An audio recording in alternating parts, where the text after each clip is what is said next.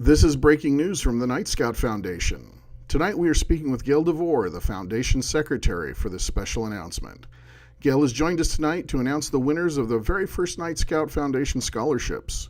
Our first two recipients are Kristen Garland of Whitby, Ontario, Canada, and Riley Arthas of Lubbock, Texas. We now join the live broadcast already in progress. Of Ontario, Canada. She lives in a small town outside of Ontario. And the other one is to Riley Arthas, who is going to be a freshman at Texas Tech University this coming fall. The two recipients definitely are worthy of the project, of the scholarships. Kristen's project is to go ahead and finish up her CDE. She has returned to school after about 20 years of not being in any kind of study or college program.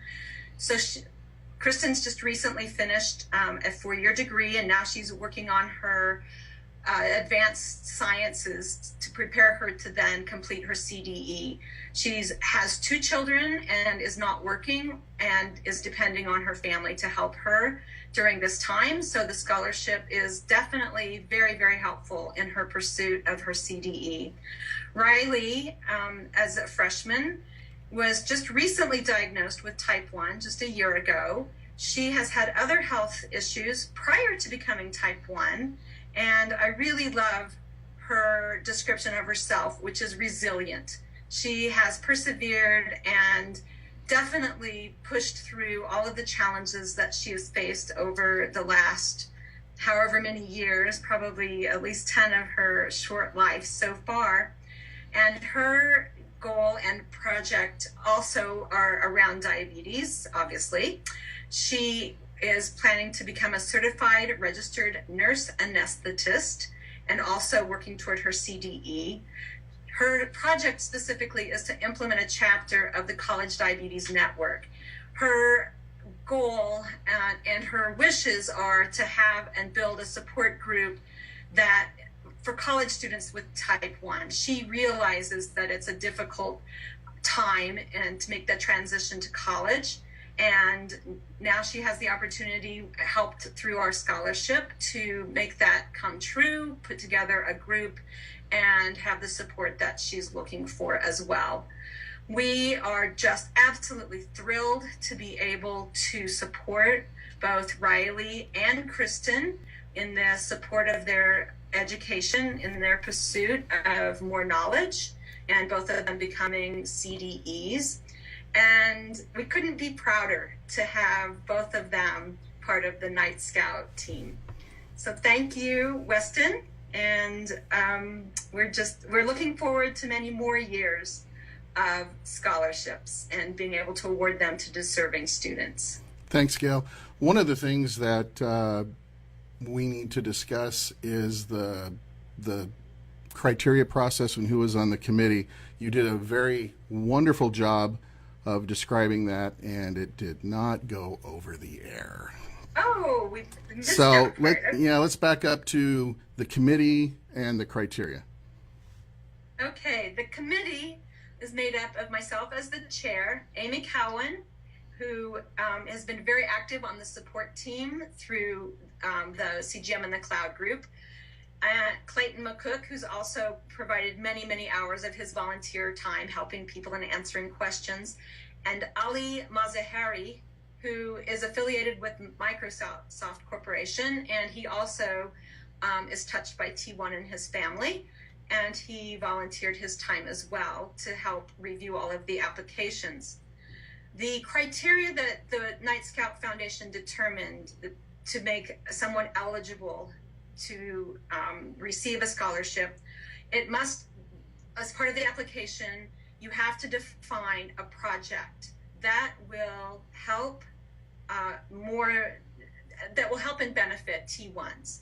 So it can't be a project that will just affect yourself. Let's say you wanted to get new socks that were really special socks for a type 1, because that would just be limited to one person. That would not be an eligible project. But because of the projects that we have awarded are ultimately, to help a broad population of people with T1, they met that criteria. Now, the last criteria is that the applicant must also have T1. So all of the applicants did meet that criteria. Wonderful. Now, and for those of you who do not know Gail, she's the secretary of the Nightscout Foundation and also the chair of the scholarship committee. So, if are there any questions from those tuning in? Melinda says, Riley Reckham, let me know if you are going through recruitment. Keith lets us know it's working now. And Lynn told us that she refreshed the page and can now hear it. Does anyone have any questions for Gail? I just wanted to add, I didn't mention this, but I am one of the few adults in the CGM and the cloud community that also has T1. And I've had it for now 44 years and almost 4 months. So it's definitely, Nightscout has been a lifesaver for myself. And I'm so glad that there are emerging adults too, as well as other full-blown adults that are using Nightscout. It is just a fabulous tool. A little background on Gail. When she first came in to set up Nightscout, we had the videos that James was doing, and the written instructions were pretty much engineer-centric. And she set herself up, and then she volunteered to put that engineer speak into English. So the first actual real documentation on how to set up Nightscout came from Gail. And then back in the early 2015, the baton was passed as Amy Cohen started doing that. So we really appreciate Gail and Amy Cohen for making that all possible. So I'm going to check the board again. If we don't have any questions, doesn't look like we do, then we will just sign off. And congratulations to both of these. Well, Go ahead. Yeah, I was just going to say congratulations to both Kristen and to Riley for being the first recipients of the Nightscout Foundation Scholarship Program. All righty. Thank you very much, everyone. And we now return you to your regularly scheduled life with T1. Unfortunately, already in progress.